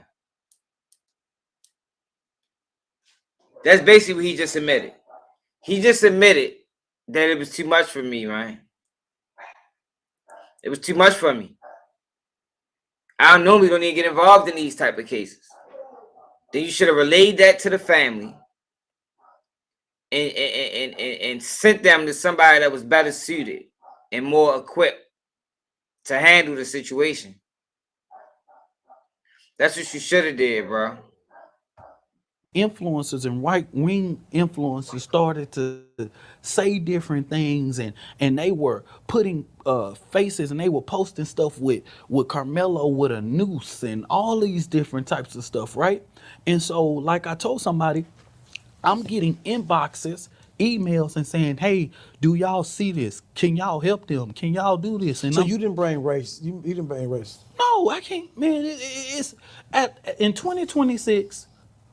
It is stupid for anybody to say to a black man to saying, I'm bringing race into this situation. I'm not there at this damn track meet. I don't know what's going on. I just see on my algorithms that nigger, this nigga died, this nigga hang. You go on WFA, it's the most racist damn comments on the bottom of it. You go in the morning, Nancy Grace, it's stuff going on, and then Megan Kelly, all these people, these right-wing people. And with that, this family is getting flooded. Letters sent to them, people at their house, threats, phone calls, somebody finding a phone number, all these different types of stuff. So I tell people all the time, I'm not the attorney. I'm not a part of the legal process. I'm not protected by attorney-client privilege. I got the same question, same whatever it may be. You know what I'm saying? Because I'm not in those meetings. When did you realize the lawyer was some bullshit? January. Oh, you knew back in January. January, February, March. I'm literally, there are attorneys that posted and put out saying, no, Dominique actually wanted to schedule meetings with us, with the family. Hold the fuck up now. So you advising this family, and in January, you realize the lawyer was some shit. In January, the fuck when that trial happened? June. So why then, as the advisor to this family, why you didn't say, look, I think we should go another direction? You can fire your attorney at any time. Karmelo was home. Ain't no more rush. There's no more rush. We can fire his ass. Postpone the case.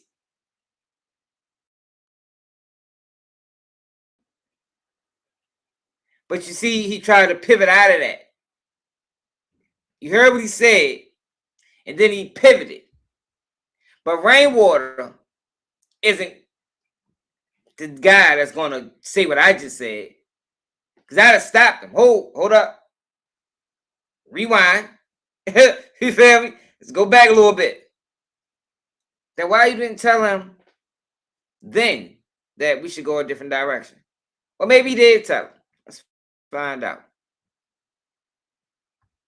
To kind of, you know what I mean, to fire this attorney and blah, blah, blah. But the decision was made that they had already invested so much money into this attorney, right?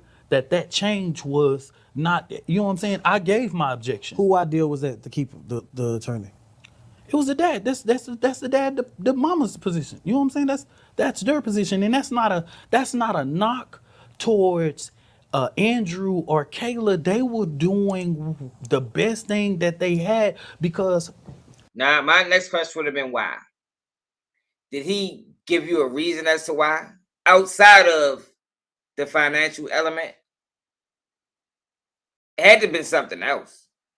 Like, I would hope it is, at least. Because if you fire him, I mean, that far into the case, you probably can't get no money back. But how much was you paying him? Like you say, he only got $75,000. So this don't even really make sense because he just basically alluded to the fact that they was paying him for months. Invested what? Exactly. I'd have had a whole bunch of good. This interview would have been 3 hours. Fuck around with me. Andrew, when we created this fund, right, you got to remember, the dad of Austin Metcalf is steady going to this man's job. He not able to go back to work. You know what I'm saying? So when we set up this fund, it was like they literally were dealing with the resources that was available to us. So they weren't in a position to make this move or do this move and different things of that nature, right? And you know, I would say, but that was a decision that I had to respect them. That's a decision from them. And it's easy for somebody to even criticize, you know, easy for you to criticize then. But if you're not living in the moment, this family had to live the last year with the daddy. If you went out to a McDonald's, you had to put a hoodie on. You had to every day for 365 days, every day there was a comment on social media, either YouTube, Facebook, anything about Carmelo Anthony. You know what I'm saying? These some bitches didn't even rest on Thanksgiving, Christmas, and Easter. You know what I'm saying? Or New Year's. They every day there is a post about this doggone case, right? And so when people criticize them now,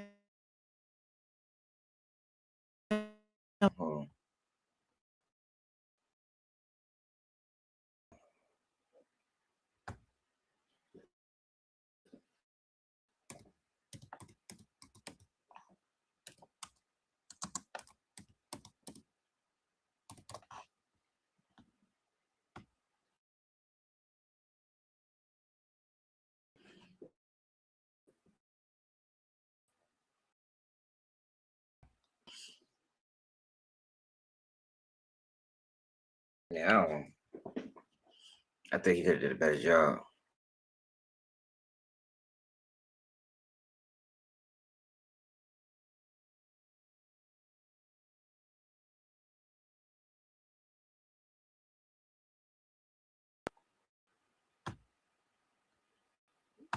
That's what you did. You gave them way too much rope to hang themselves. Way too much. Hanging themselves. They end up hanging fucking Carmelo. Hanging his son.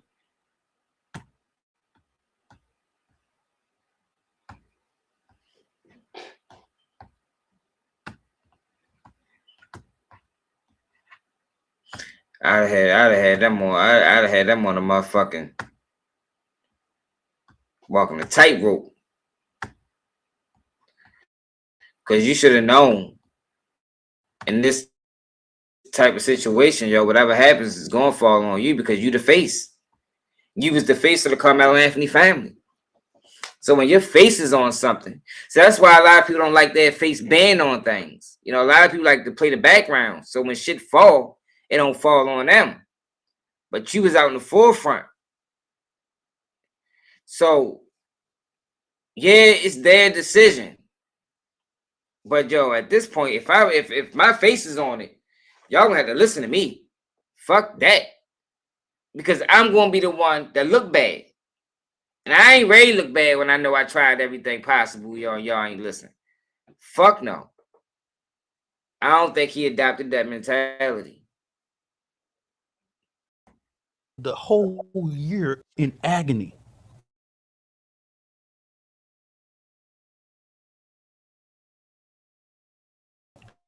They could pick up no regular. Austin dad actually said he came to the meeting with y'all to pray. Why did you get him escorted?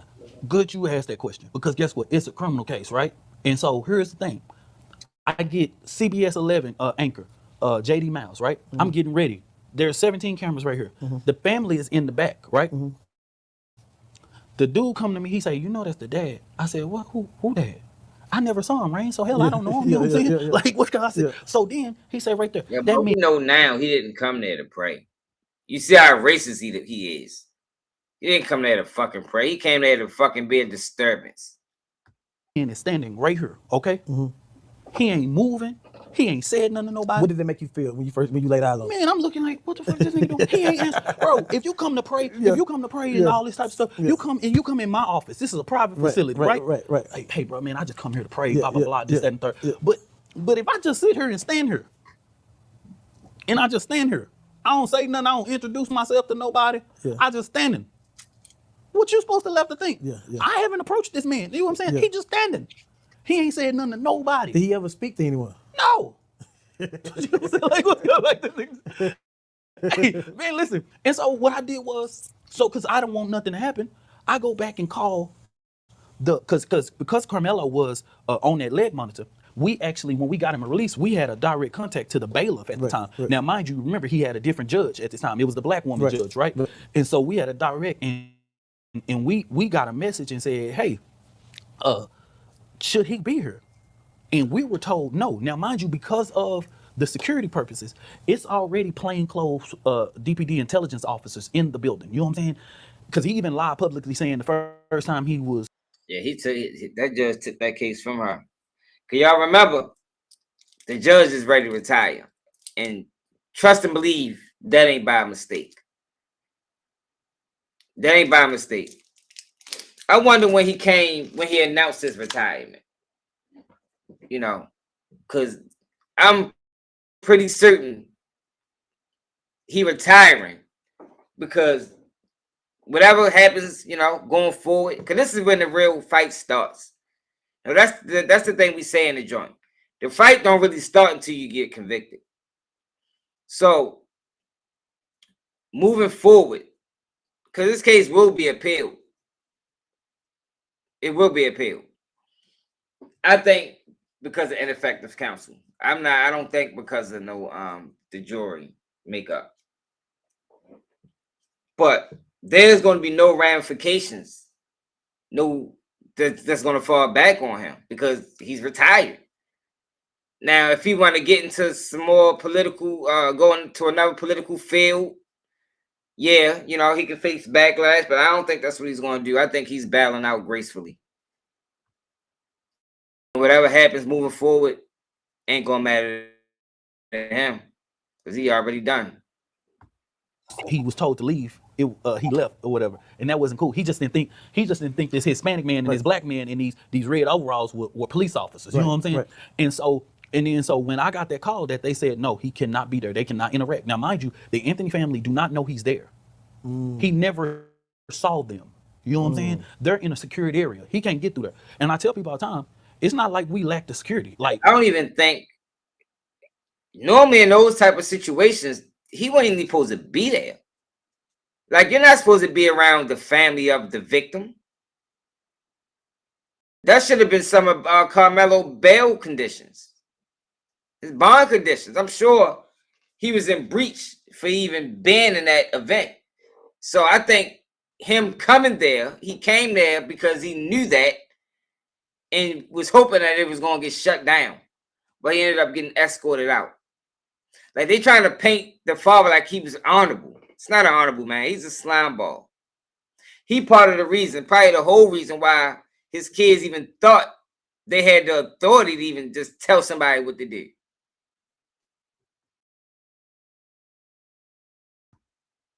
We had at least a 9-member security team. We could have got him out of there, Rain, in no time. So I delayed the press conference and literally had DPD escort him out. You know what I'm saying? Did he have a weapon on him? It was a side thing that people were identifying, saying that it may have been a weapon. We never confirmed because I never came up to him, right? You know what I'm saying? All I did is pause, and then many people are telling him, sir, can you just leave? Can you walk with us? Get away from me. Get away from me. Get away from me. Like, it was people, I never went up to him, but then I just started telling people, hey, don't say nothing to him. And then we going. So does this sound like the man that literally just said on this video, I'm coming to pray, and then you feel like you go into, is this white privilege where you think you go into a facility, you don't say nothing to nobody, you don't introduce yourself, you don't say nobody's name, what you thought was gonna happen? Did you think that my security team, he might not, we want to say something to the family. they don't know him? Or did you walk down and try to speak to him? I'm right there. Yeah. If he wanted to say something to me, I don't know. Remember, I don't know who he is. You know what I'm saying? Yeah. If he wanted to say, they don't know who he is. Right. You know what I'm saying? Right. So with that being said, like, what were we supposed to do when we don't even know who this man is? Right, okay. They never saw him. Yeah. You know what I'm saying? So, like, they would have came there and, like, what you thought when the family was walking behind the conference or whatever, and when the cameras turned on, that you were gonna rush yourself up to the podium? Think so? I don't know, but it was gonna be a disaster because I had security. You know what I'm saying? Like, what's going? It wasn't gonna be a good thing. You know what I'm saying? Like, I rather the image that it had then than the image that he thought when he was gonna approach. Because when I hire security, I don't tell him to, don't ask questions later. You know what I'm saying? Right, Be like, what's going, like, right. hey, you see me around security, you better hey, I already gave him, bro. We'll fight it later on. We get attorney, we get bailed out, whatever it may be. You know what I'm saying? So that would have been a natural disaster if he would have waited in that moment and we didn't know. But mind you, I only knew who he was by the reporter. You get what I'm saying? But the people feel like you could have did something. I'm not a lawyer. What they want me to do? I ain't a lawyer. That's one thing. That's one thing out of this equation. I can help find him a house. I can help secure the baby, walk him out to jail myself. You know what I'm saying? You know what I mean? I can stand up and speak for them in a way. You could have done a lot, bro. I mentioned all throughout this live a number of things that he could have done. And you notice he just breezed past January, February, March, when lawyers was telling him that, yo, I don't think this the attorney you want to go fight with. He never elaborated as to, the the details. Like with the family, all right, y'all invested money, but I don't think y'all was paying them weekly or monthly. And if you was, shit, you should have cut that off and whatever money you had left over, pay somebody else. But I just don't believe that there wasn't no attorneys, no black attorneys willing to take this case, knowing how attorneys work and knowing that this case and being how highly publicized it was, knowing what that can do for your career. And still to this day, we have not heard anything from Mike Howard. To this day, haven't released a statement. If I ain't know no better, I'd have thought the nigga died after trial. That I did, but one thing I can't be is a lawyer. You know what I'm saying? Yeah. I can't go in front of no judge and say, Judge, I want a motion for dismiss. He gonna look at me. You know what I'm saying? So I can't prepare no brief. and I'm glad you said something about the judge because I keep hearing this theory that they edit the picture on the news. Is that true? The video was altered, and the video was very limited from versions of videos that I myself went to go see, and also what other people went to go see. It was able to identify there was multiple different people in front of Karmelo. In front or Yo, so why didn't you say nothing to the lawyer? Because from what I heard, the lawyer, that wasn't a point of contention at trial. As the advisor to this family, you sat back and watched the railroad with the family who depended on you for advice. And you said nothing, bro. So how are you then trying to act like you didn't play no role in this? That's why our people are saying, yo, y'all all set them up.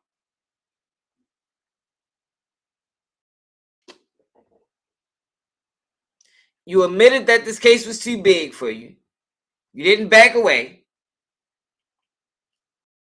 You've been in prison before several times, so you know how this system works. And you sat back and watched it all play out.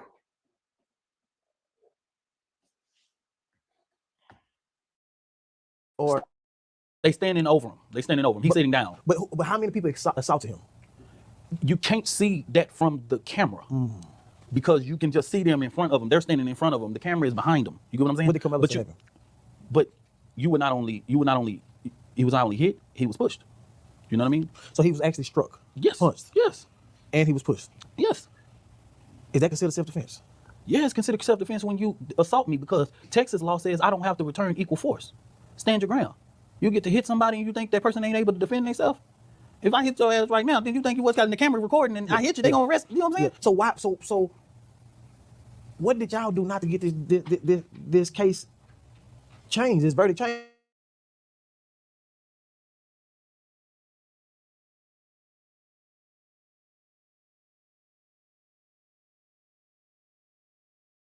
Because if it's on camera, right. And everybody can ask those questions, but I'm gonna say this again: it's Collin County. You know what I'm saying? It's not Dallas. The city of Dallas, for many people that look at this, because I have to explain it, the city of Dallas is in Dallas County. Frisco, McKinney is in Collin County. That is a northern county on top of Dallas County. Right. It's two different kind of Americas, and you know that, right? You know what I'm saying? It's two different kinds. You know what I mean? We pray to Jesus in the Holy Trinity. These guys pray to Jesus and Trump. You know what I'm saying? Like this is like it ain't no like what are we saying here? What are we talking about? You know? So is it true that all his friends changed their?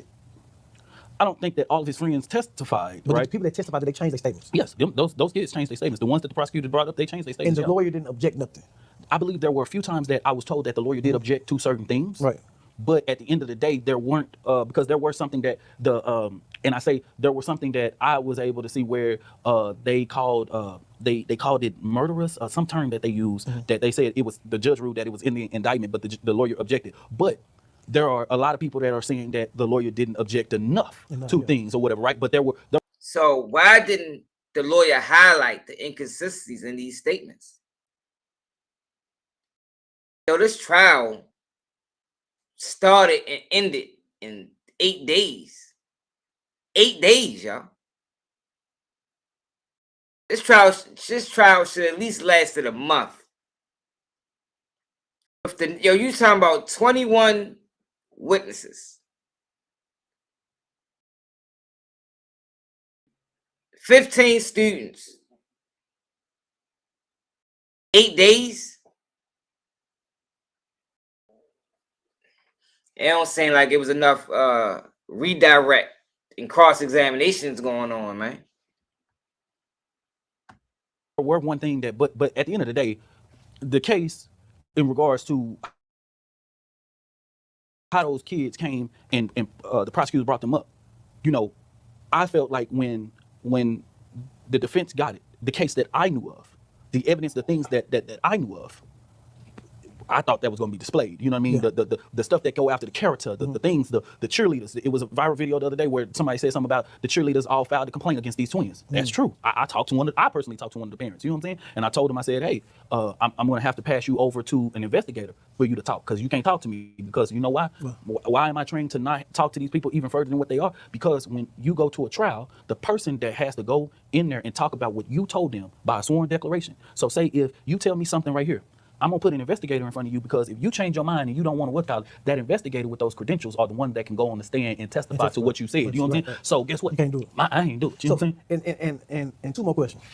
Outside, all the black people outside. I seen a video of a dude doing the rag daddy in front of a white guy, and then like he was dancing after having a time. Did the black community hurt the case inside? I don't think so. I think that the even when I came in, I came out and talked about it. I talked about it from context that you had white supremacy. Ask questions, y'all. He did not get to the bottom of anything with this interview. I see why this bitch only did 9,000 views. If I did this interview, this bitch would have went viral. We'd have got all the answers. Like, you can't, like, Rainwater probably didn't even watch the case. You should have asked him when the attorney, when the prosecution brought up one of the kid witnesses and told the kid, a black kid, that, did you know your mother was Austin Metcalf, pediatrician? Why didn't the lawyer object to that? Did you ask the lawyer about that? Because that was irrelevant. That was an easy objection that could have been made. And that question, though it sounds minimal, was major, because this is a black student. This is a case that's built up about race. So you got black kids siding with this white kid in a case that was predicated or publicized about race. So as a white jury is watching this black kid sympathize with the white kid over the black kid, it makes the black kid look more guilty.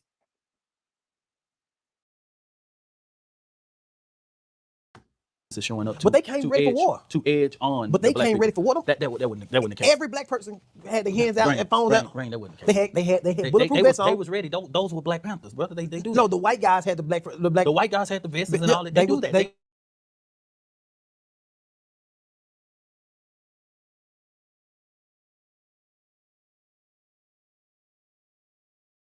They ready to like go to war.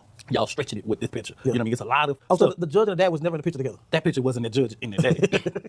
I don't know. And that's not saying that the daddy didn't know the judge. I don't know. But that wasn't him. That wasn't it. You know what I'm saying? And the last question: That wasn't the same judge. do they have him in PC in prison? Now, his classification is being held private right now. You know what I'm saying? For security purposes. Do the guy's uncle own the prison? No, He's the warden. No, that was when it was being reported that he was going to Bird Unit. Right. Bird Unit. There's a Metcalf individual that is a warden. He's in the Pack Unit. So all these is just a bunch of. Hey man, you better than me, man. Yeah. I tell people all the time, Right now, NGAN is a human and civil rights organization. Right. So we got other I people. noticed y'all, I don't cover the rumors. I stick to the facts. Like I told y'all before, based off the evidence that was presented, I would find him guilty. Based off the lack of objections, I would find him guilty. Now, the problem is I don't know if them witnesses was telling the truth or not. Because I also believe that, especially for the black kids, that there was a certain level of pressure put on them if they would have sided with Karmelo Anthony. And you dealing with, you know, well-to-do black families as well.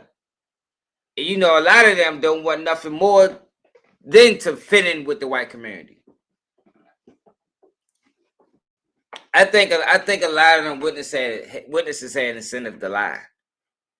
You understand what I'm saying? So me knowing that, I'd have been hesitant to come back with a guilty verdict. But if I was just a regular juror, just watching the case and listening to the testimony and believing everything that they said, yeah, I'd have found them guilty too. People that call us all day long, that they when they call for Dominique Alexander. And so I can't keep up with the fact that, Rain, this has happened. When I was 25 years old and I started this organization, you would have to look at what the media reporting, make sure you correct them and all that type of stuff or whatever and all that. But now you gotta do that and watch all of the bloggers and clickbait and all the rest of the algorithms. You know what I mean? Right. And then you gotta know whether those people exist. And because I'm not in that world, or I don't go in there and I'm not on TikTok like that or YouTube or whatever, you gotta know those platforms exist. It's like people saying, oh, they say. Well, what you need to do if you're going to continue this work is you need to hire someone that specializes in that, my brother. You know, because that's the way of the world, and it ain't changing.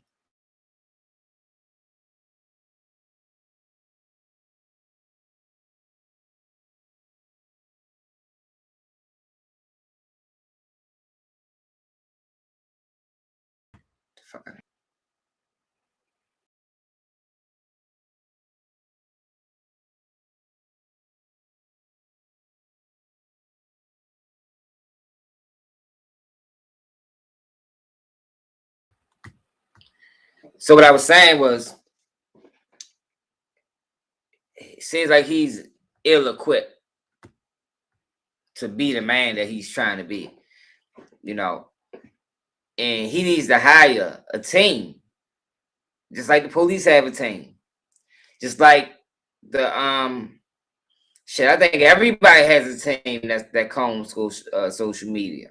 You feel me? And if you're going to take on these high-profile cases that's going to garner this much media attention, and you want to do it effectively, yo, you need to have a team as well, bro. But to sit back and act like you don't know why people is blaming you and still not taking no accountability for anything that played out, when you admitted you was the advisor, but you didn't have nothing to do with the criminal trial, like, oh, that sounds crazy to me, yo, when the family was depending on you for your decision making. But it is what it is. You know, we gonna keep covering it. Make sure I hit that like button. Make sure you subscribe to the channel if you're new. Make sure you hype the video. I might turn this shit to upload this weekend. But it's another day of Keep It G News. And the motherfucking out, you dig?